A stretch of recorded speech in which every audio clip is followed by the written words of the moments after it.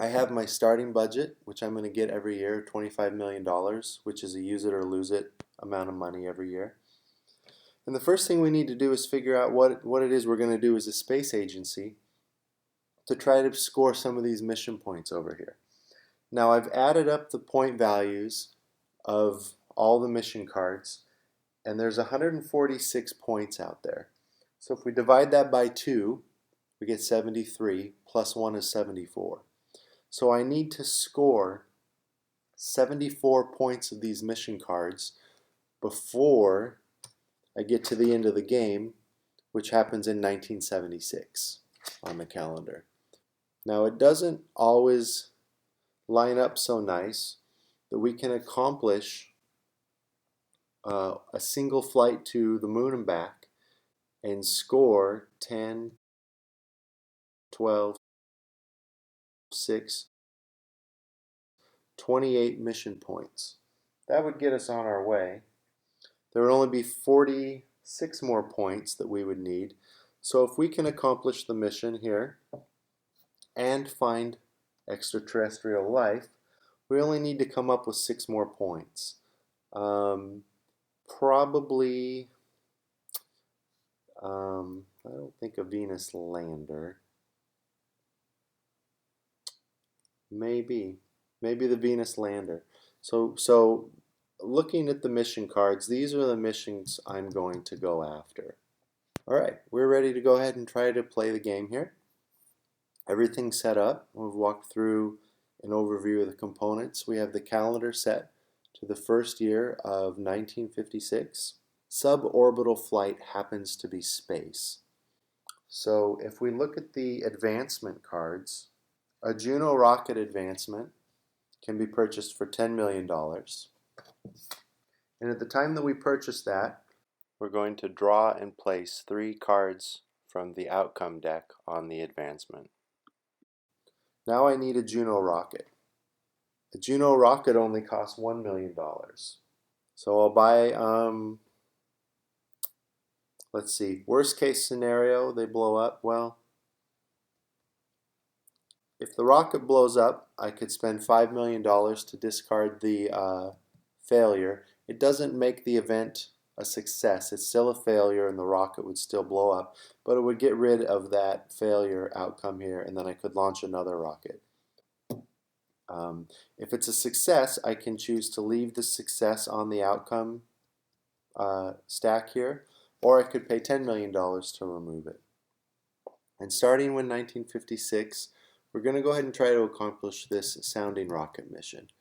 Now remember that Earth is the only non-space location in the game, and at the top of the mission card is the requirement needed to claim the mission card, and it says we just need a working probe or a capsule in space. Now probes are lighter than capsules, so one Juno rocket costs $1 million. We've already bought the Juno rocket advancement and put 3 outcomes on it for $10 million, leaving me with $15 million. The Juno rocket costs $1 million and the probe costs $2 million. So total that's $3 million. You can go ahead and buy a probe. There's no requirements on the probe card, and the probe costs $2 million. And I get $2 million back. Now I can put these 2 components on one of my spacecraft cards and put the corresponding token at Earth. Now when I want to launch this craft and look at where I'm going, I want to get to suborbital flight. The difficulty of the maneuver to go from Earth to suborbital flight is 3.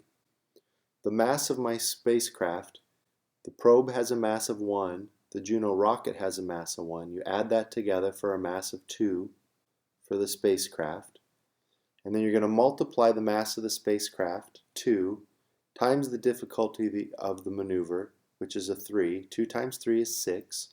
I need a rocket that produces 6 thrust in order to get this probe into suborbital flight. Now if you look, the Juno rocket only produces 4 thrust.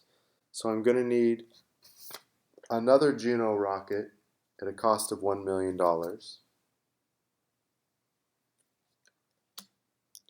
But that Juno rocket also has mass.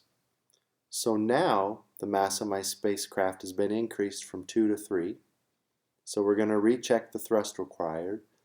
Mass of 3 times the difficulty of 3 is 9. So we need 9 thrust.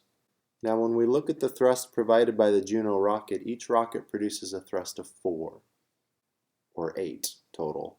So I'm still 1 thrust shy of being able to put this probe into suborbital flight. I could try buying another Juno rocket.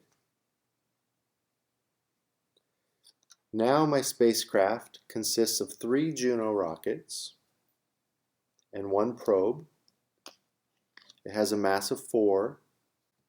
4 times 3 is 12. And a thrust of 4, 8, 9, 10, 11, 12. I finally have the thrust required by firing all 3 Juno rockets at once to put my probe into suborbital flight. So what I'm going to try to do now is maneuver this spacecraft to suborbital flight. We've calculated the mass of the spacecraft by adding up the masses of each component. We've arrived at a mass of 4. We're looking at the difficulty of where we're going. 4 times 3 is 12. And then we're looking at how much thrust our rockets can provide to try to maneuver the spacecraft. Now you have to produce a thrust equal to or greater than what's required to move to the next location, and any surplus thrust is going to be wasted. I have to discard all 3 of these Juno rockets. I'm going to fire the first one and see what the outcome is. We're going to shuffle these outcome cards. I don't know what they are. I'm going to assign a 1 and a 2, a 3 and a 4, and a 5 and a 6, and roll a 1d6, and I got a 5. So I'm going to reveal this outcome, and it's a success. This rocket was a success. If I want, I can spend $10 million to discard the success, and now I only have 2 unknown cards on here. And what I'm going to do is choose to keep my money and put this success back into the pile and shuffle and mix them up. And it's a bit like a 3-card Monte game, and that's why I also use a 1d6 to determine which card to draw. So it'd be a little bit like tracking the success card here, and that's not the intent of the game. Now 1 rocket is successfully fired, giving me 4 thrust. 4 thrust is not enough to move to suborbital flight. I need 12. So we're going to discard another Juno rocket, check its outcome, a 1. Now this time, unfortunately, I got a major failure. If we look on the Juno rocket advancement card, a major failure is an explosion, and it destroys the entire spacecraft. So I'm going to lose the Juno rocket I haven't fired and my probe. All the components are destroyed. Now this rocket had a cost of 2, 3, 4. It only cost me $5 million. So here's what I want to do strategy-wise. I'm going to spend $5 million to discard the major failure. So it's not an option anymore on the Juno rocket. I'm down to 2 outcomes, one of which I know is a success.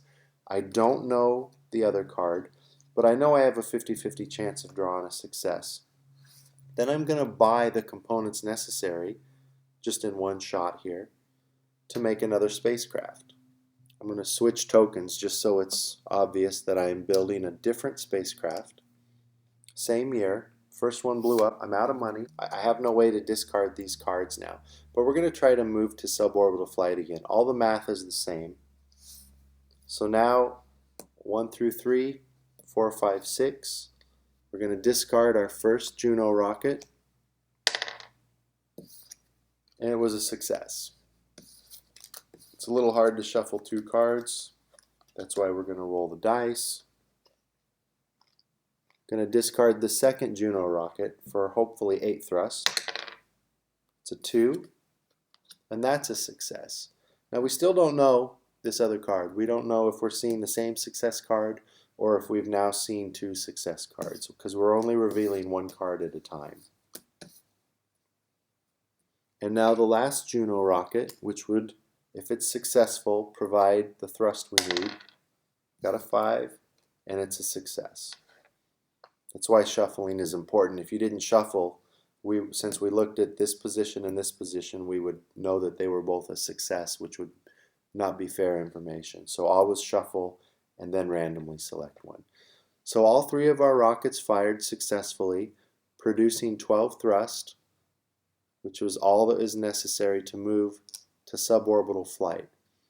Now, our probe is in suborbital flight, which is an unexplored location, but we don't have the survey advancement and we don't have a man at this location. We just have a spacecraft, so we're not going to be allowed to flip over this card and reveal its location. And we've almost, well, it says have a working probe or capsule in space.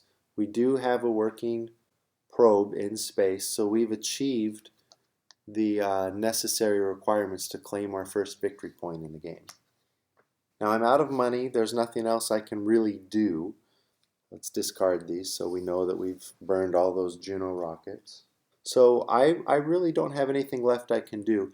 At the end of the year, any location that has a red exclamation mark is going to be an automatic move. So my probe, since it's in suborbital flight, is going to basically fall back to Earth as an automatic move. If you look at the location card, there's a lander icon, but it's in parentheses. That means landing is optional.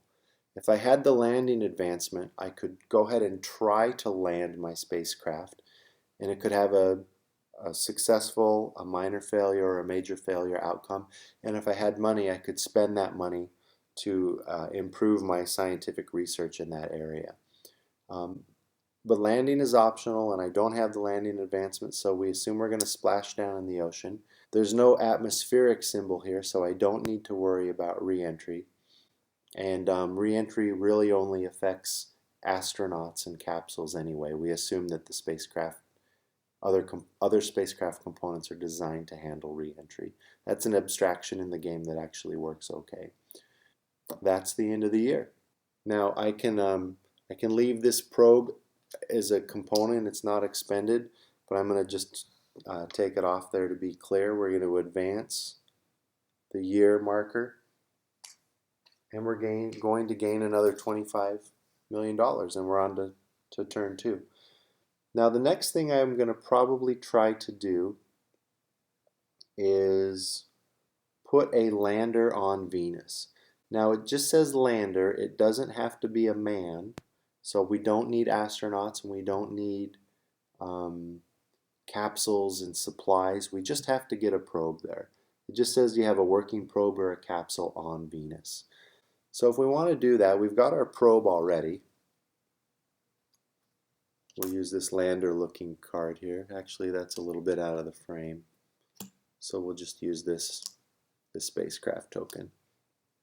So we have our probe, and it's sitting here at Earth, ready to get all the way out here to Venus. Now Venus is pretty far away. It's sometimes nice to boost directly to Earth orbit, which is a difficulty of 8.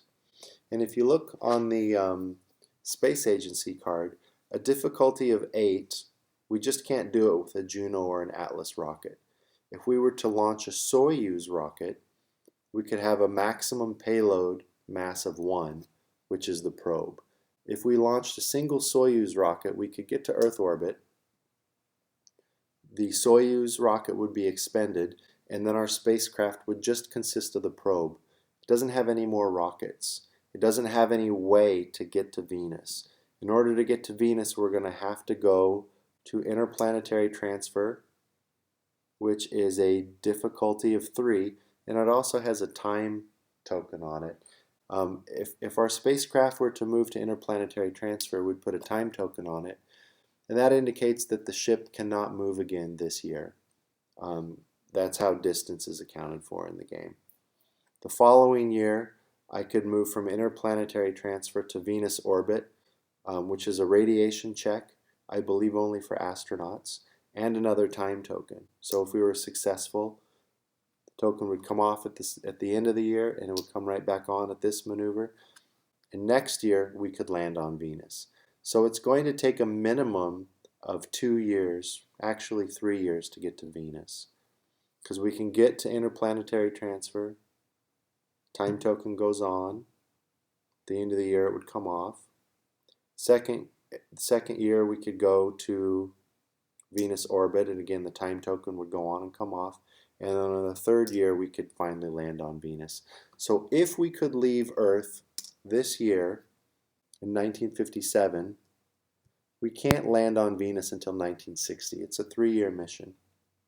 On top of that, we're going to need a lot more thrust than that single Soyuz rocket.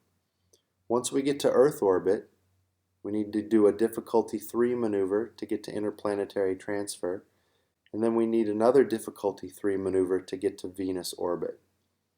Landing is optional because the lander icon is in parentheses, so that's good. We don't need the landing advancement. We can crash our probe onto Venus and it'll still count. And then there's the re-entry symbol. So we do need the re-entry. So let's go ahead and spend $10 million on the re-entry advancement. Re-entry is going to get its own 3 outcomes.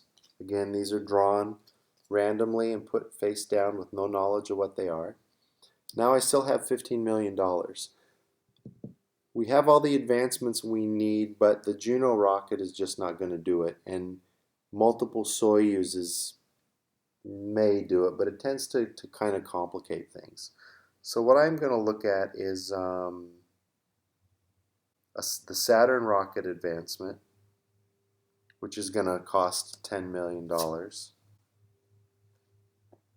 And this is where I'm a little sloppy in the interest of trying to show the game mechanics. The Saturn rocket might be overkill. There may be a cheaper way to accomplish this with less powered rockets and multiples of them. So several Atlas rockets and a couple Soyuz and a handful of Junos might do the trick. But I'm just going to buy the Atlas rocket advancement, which is the Saturn rocket advancement. Saturn rocket's going to provide 200 units of thrust. If we look at our space agency card, a difficulty 8 maneuver with a Saturn rocket can carry 5 mass payload. Now an Atlas rocket has a mass of 4. So if we were to buy an Atlas rocket, which we can't do because we only have $5 million and we need the Atlas rocket advancement. But if we bought that, that would be a payload of 5, and one Saturn rocket could lift a spacecraft consisting of an Atlas rocket and a probe to Earth orbit. The Atlas rocket and the probe would have a mass of 5, and from Earth orbit, 5 times 3 would be 15, so we need 15 thrust to get to interplanetary transfer, discarding the Saturn rocket, and we would be stuck again. We're going to need another Saturn rocket to get us into Venus orbit at a minimum. There's some wasted thrust on the Atlases because we only need 15 thrust and we're producing 27. But I think it's going to be the easiest way to go. And here's where you can see the economy is interesting because we need this Atlas rocket. We know we need 2 of them. They're only $5 million, and I have $5 million. But I haven't purchased the Atlas rocket advancement, so I'm not allowed to buy this card yet. So one way that we may efficiently spend our money would either to buy an astronaut, which we know we're ultimately going to need to get to the moon. We need capsules. Most of the capsules require the re-entry purchase, and all the advancements cost $10 million. We just don't have enough for that. I could buy more Juno rockets, or I could buy more probes should they be blown up or damaged in a launch. But I think I'm going to go for an astronaut. And I'm going to take a pilot astronaut. I'm going to take Alan Shepard because I don't want to build this rocket and get all the way to the moon and have the risk of a minor failure or a major failure damaging the craft and ending the mission. So I've spent my money again for the year. We're now at 1958. My rocket is still here on Earth without a time token on it. And I'm going to have another $25 million to try to spend, We know we need that Atlas rocket advancement, so I'm going to spend 10 million on the Atlas rocket advancement. 3 more randomly selected outcome cards. And I also know I need a Saturn rocket, which costs $15 million. So now we have our Saturn rocket.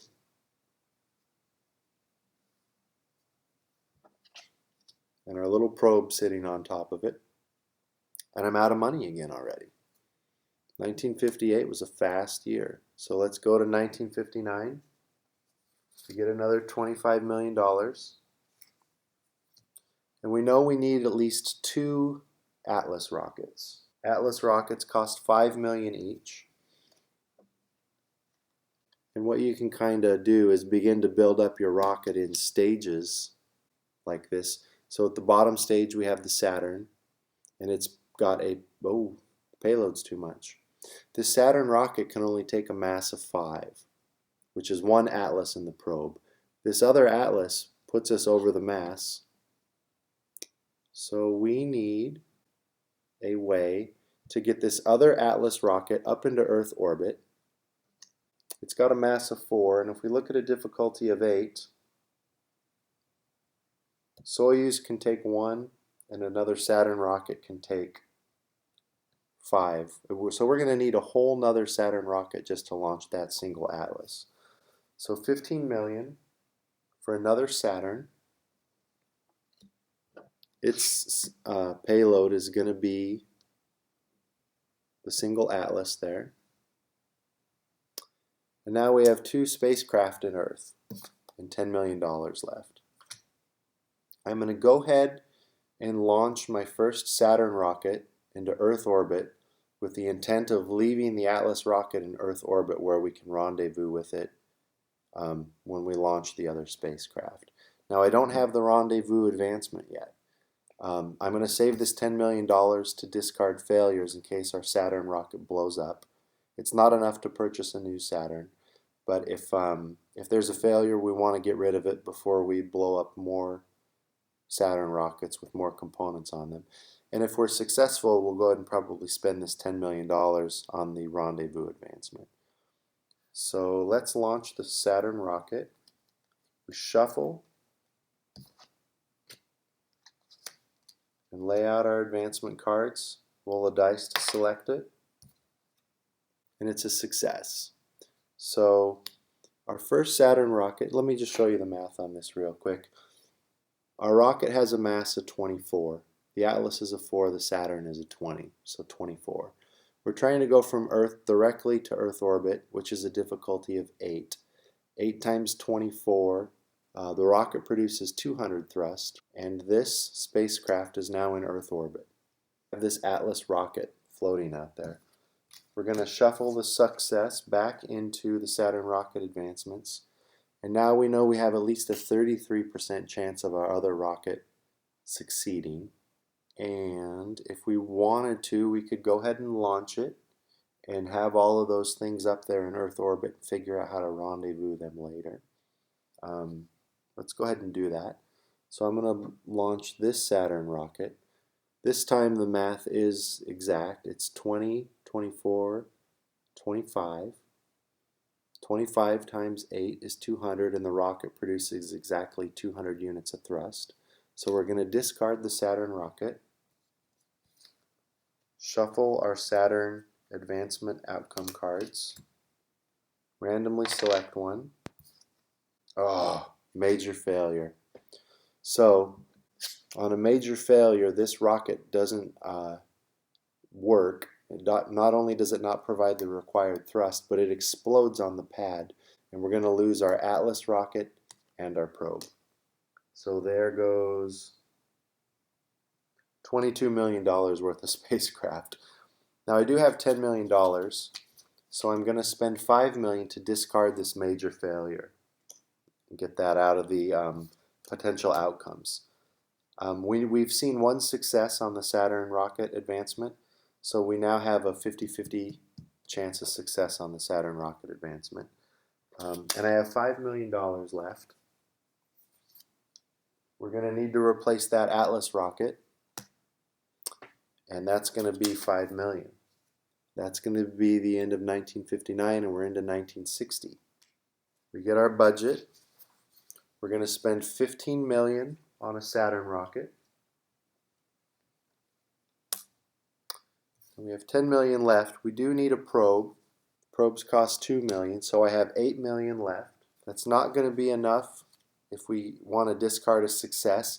It's also not going to be enough to buy the rendezvous advancement and get these two spacecraft to link up in space if we have a successful launch. Let's go ahead and launch it anyway though. They can orbit and we'll figure out how to hook them up next year. So I'm shuffling the Saturn rocket outcomes and I got a success. So the math is the same, so I'm kind of skipping it there to avoid the redundancy.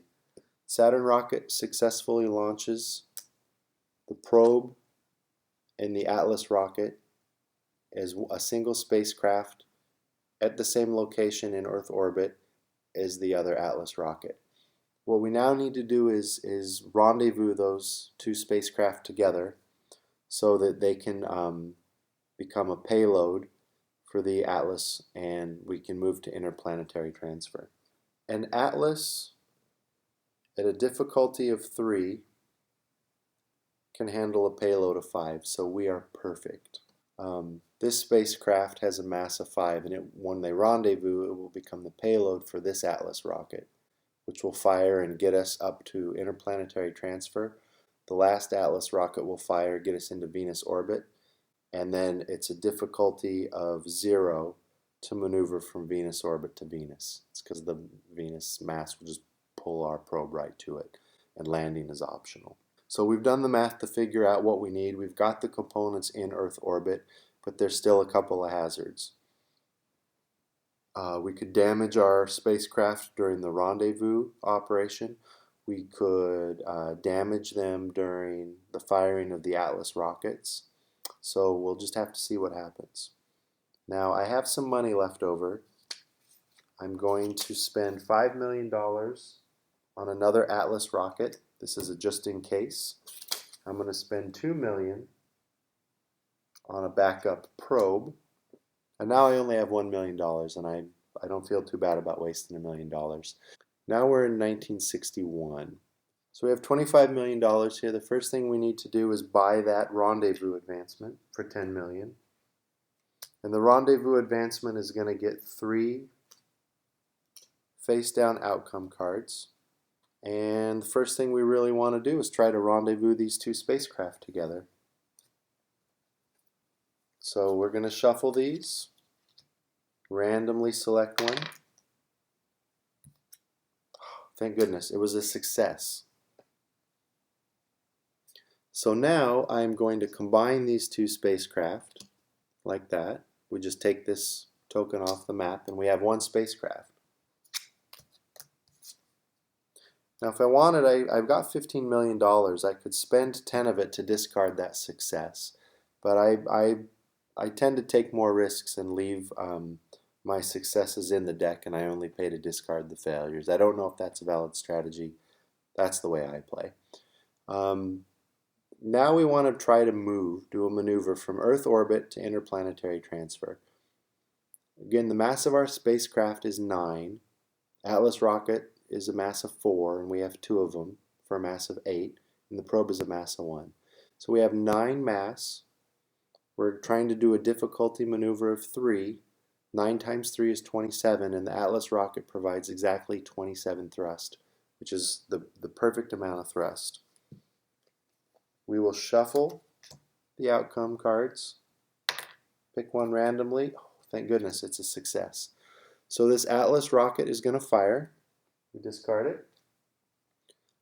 Our spacecraft moves to interplanetary transfer, but the interplanetary transfer has a time token on it. So we put the time token on our spacecraft, and that indicates that spacecraft cannot do any other maneuvers this year. We still have $15 million. So what I'm going to do is be thinking ahead about this Mars mission, or sorry, not Mars, mission to the moon. I know I'm going to need a Saturn rocket, so I'm just going to buy a Saturn rocket. And what I'm accumulating over here are components for future missions. I have a probe, an Atlas, an astronaut, and a Saturn rocket. I'm out of money, so we'll go ahead and make it a next year, 1962. Take our budget of $25 million. Put those Atlas outcomes back. And at the end of the year, we're going to also remove the time token. So I'm anxious to get to Venus. I'm going to go diagonal from interplanetary transfer to Venus orbit. Again, it's a difficulty maneuver of 3 with a time and a radiation hazard. Radiation, I believe, only affects astronauts, so we'll ignore the radiation. Our spacecraft mass is 5. Difficulty of 3. We only need 15 thrust. The Atlas rocket produces 27. So all we need is one more successful fire into the Atlas rocket, and it's a success. So since we were successful, we move. That move has a time token on it, and we're also going to discard the Atlas rocket. That spacecraft cannot move anymore this year, and we still have all of our money. We have $25 million.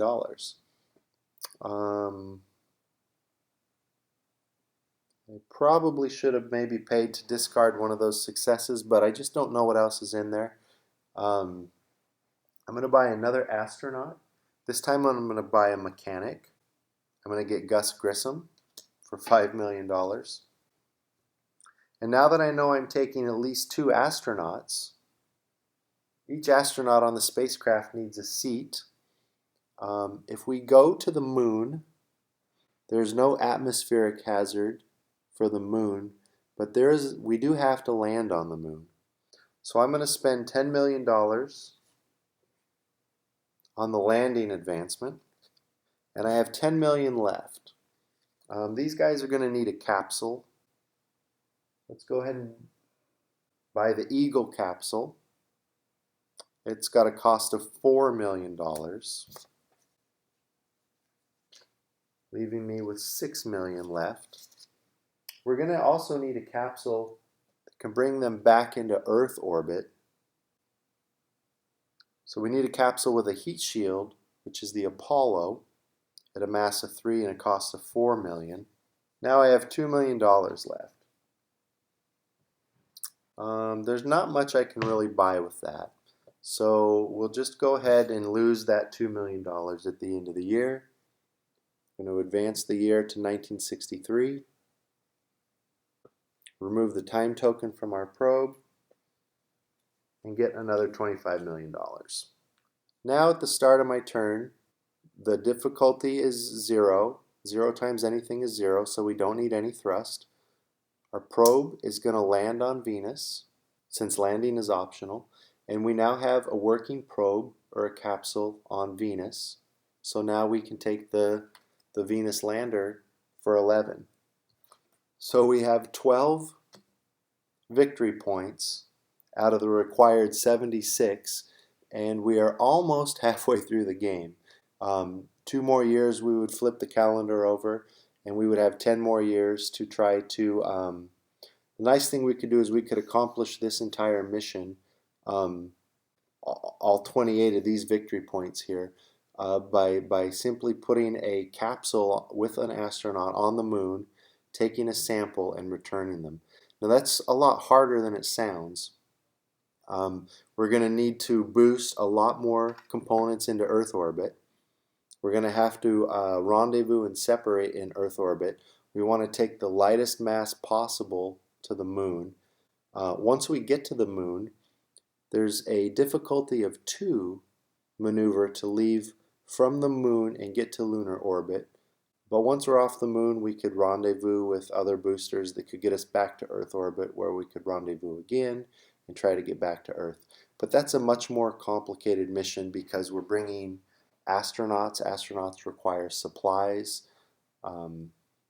There are quite a few unknown outcomes on the Saturn and the Atlas rockets, so we could spend a lot of money building these spacecraft and lose them to a explosion, or one thing we haven't looked at, let me build a sample rocket here. Let's first we can explore Venus. Let's see what goes on at Venus. So we flip Venus over, and it says there's extensive wetland life and supplies are available.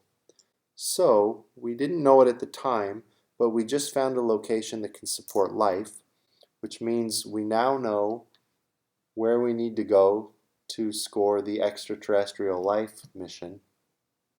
The difficulty in this is we would need to take a sample from Venus, which has a mass of 1, and bring it back to Earth. This probe has no way to come back. It's just a probe. There's no rockets. And it's a difficulty of 6 to get off of Venus. This could be a very hard location to return a sample from. It may actually be more efficient to look elsewhere.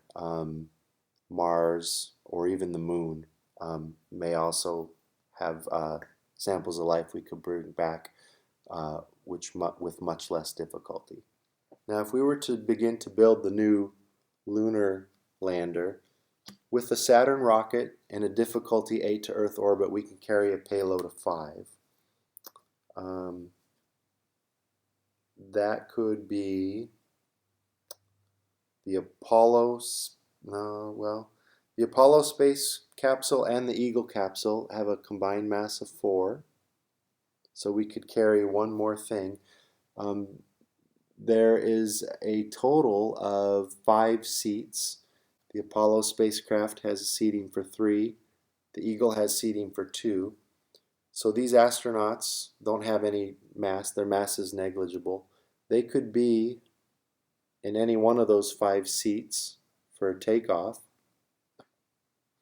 Once we got them to Earth orbit, though, we need to get them to lunar orbit.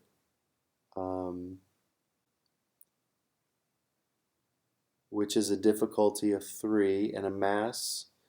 If we leave the Apollo in Earth orbit, the Eagle has a mass of 1. That's only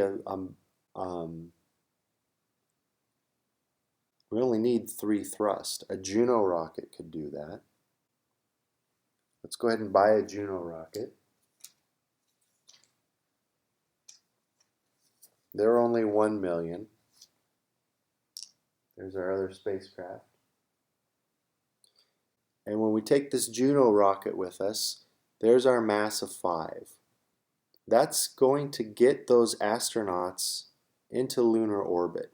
Once they're in lunar orbit, though, we still have a difficulty of 2 to get down to the moon, and we need some thrust to get back off the moon.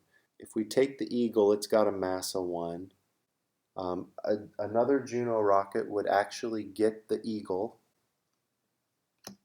off of the moon, where it could rendezvous in lunar orbit with other rockets that we can boost with another Saturn. Let's buy a Saturn for 15.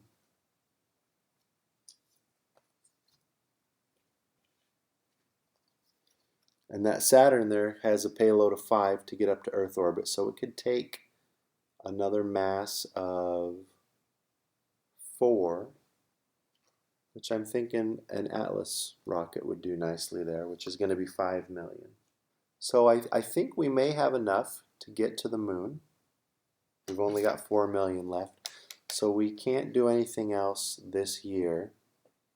So let's just go ahead and advance the turn marker to 1964. We're going to lose $4 million, and we're going to gain 25 million. We should do more planning, but I don't want to record a video of me having a little AP moment here trying to calculate everything. So let's just go with it and see what happens, and if something bad happens, that'll be interesting for the video.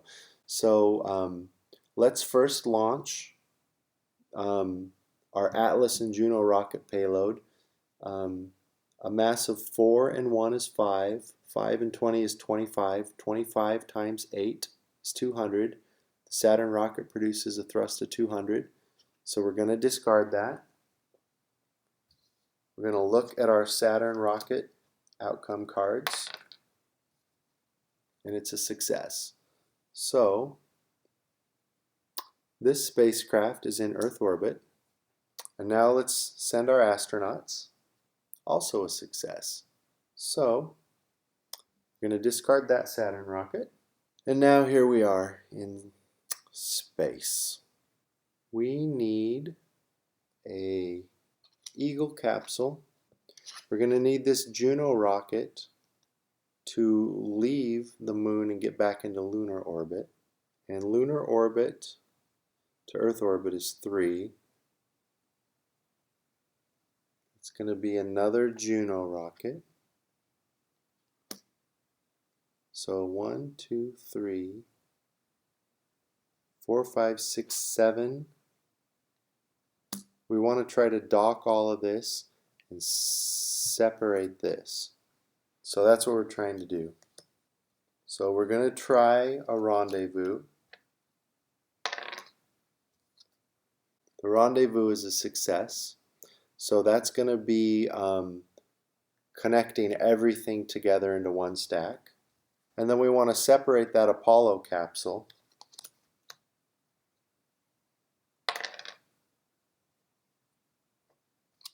Also a success. So that Apollo capsule is going to stay here waiting for our astronauts to come back to. We need to get it some thrust. No, we don't. From Earth orbit, they can come back. They're good. Okay, excellent. So let's look at the Atlas. The Atlas, this craft is 4, 5, 6, 7.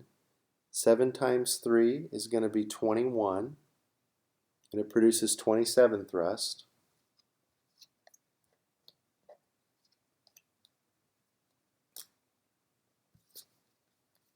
There's our Atlas.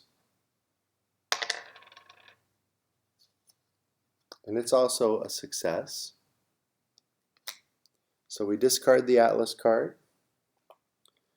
And that spacecraft is going to be in lunar orbit. Now we have a difficulty of 2. We have a mass of 3. Oh no.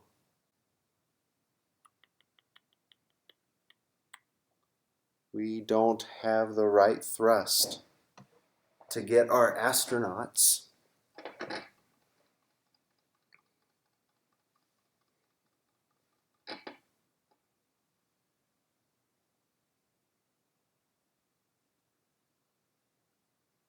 now see, so if we look at the mass, it's 1, 2, 3. 3 times 2 is 6, but we only have a thrust of 4. We have an additional Juno rocket we could fire to produce 8 thrust, but if we did that, we would have the Eagle on the moon with no thrust to get back into lunar orbit. So what we need to do is get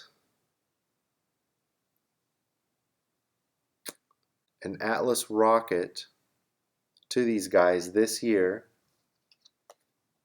and we have $25 million to do it. We already have the Atlas rocket. Let's do 15 million for a Saturn and an Atlas rocket for a difficulty of 3, can handle a payload of 5. There we go. We need another Atlas rocket for 5 million. All right. We're going to try the Saturn to boost these 2 Atlas rockets. So I have 2 Saturn outcomes. Oh, it's a major failure. I don't have any mechanics on board that can do anything, so that major failure is going to destroy my 2 Atlas rockets and my Saturn rocket. I have 5 million left, so I can pay to discard it, but now I'm out of money. So here's what we have to do. Our astronauts are in lunar orbit, and they can't stay there over the end of the year because they will die. It's a difficulty maneuver of 3 to get back into Earth orbit. We have a mass of 3. 3 times 3 is 9, and we have a thrust of 8. So unfortunately, I have just killed Alan Shepard and Gus Grissom because I did not calculate the required thrust necessary to either escape the moon back into lunar orbit or get back from lunar orbit to Earth orbit where we could get back. Now the point of trying to do that mission was to demonstrate maybe during a rendezvous attempt we have a minor failure. And on a minor failure, no docking or separation happens and you damage a chosen component. So we may choose to damage a Juno rocket and we flip it over to its damaged side here. And now we would only have 4 thrust instead of 8 as well. So had rendezvous not gone well, we would have damaged a component, but we do have a mechanic who could fix it if we'd brought supplies, but we didn't bring any supplies because the mass was so tight. So there's that problem too that we could have encountered. Unfortunately, both of these astronauts are no more. They're orbiting the moon. And if you've watched the movie Earth to the Moon, that's an exact scenario that they discussed was what it would be like to look at the moon if we knew that we'd lost astronauts and they were stuck there and we couldn't bring them back. So a bit of a somber end to the first attempt to get to the moon there. I think that demonstrates the game mechanics fairly well. There are more complicated aspects to the game, especially ion thrusters. There's some interesting things with trying to go to these inner planets and do something useful and bring things back. It's, as you can see, it's very hard just to even get to the moon. I could have probably boosted some more rockets. I thought I would have time to take that 25 million I had to boost the thrusts required to come back from the moon, but we didn't make it, unfortunately. I hope that this video was interesting to you, and if you're considering buying this game, I think it's a fantastic game. I've really enjoyed playing it a lot. Because it's very historical. I've had a good time with Pandora playlists set by the year. So gives you something kind of fun to listen to as you're working out the math and you're thinking about what components you're going to buy, how you're going to spend your money, and where you're going to maneuver your spacecraft. So it's a really fun game. I generally don't spoil it by flipping over the moon location and say, what if? I want to keep those locations a secret and discover them through the gameplay. I think there's a lot of replayability here. It's a lot of fun, and I know that they're planning. You can see there's an outer transfer here. They're planning some additional expansions. There is a Mercury expansion, which is available now, which adds Mercury as a location.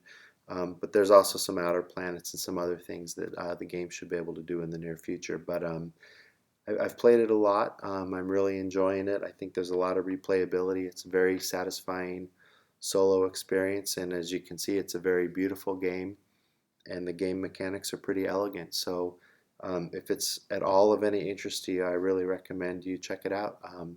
Can't go wrong for $35.